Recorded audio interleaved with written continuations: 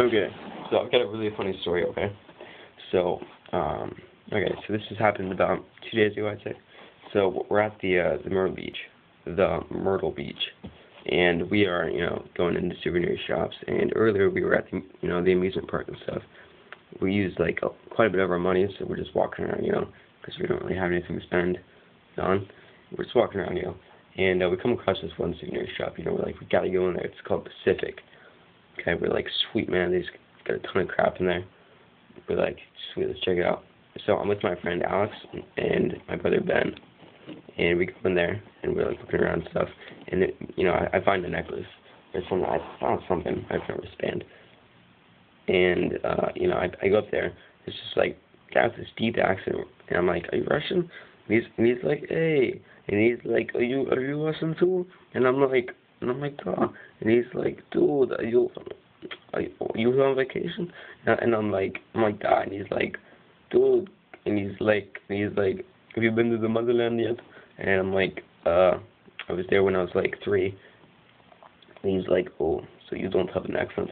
And I was like, obviously. And he was like, that's funny because I have a very deep accent. And he's like, it's hard. Sometimes people can't understand what I'm saying. And I'm like, I can imagine. And he's like carrying on stuff. And he's like, yeah, so you with the communism party? And I'm like, yeah.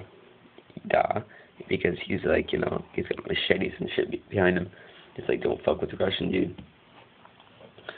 So we're talking and stuff, and then we get on to where we were born. So he's like, Moscow. He's like, die, nothing is there. And he's like, I'm from Ostakon. I'm like, so am I. And he's like, so what are you guys, orphans? And I'm like, exactly. And really, it's like, really, so am I. And I'm like laughing.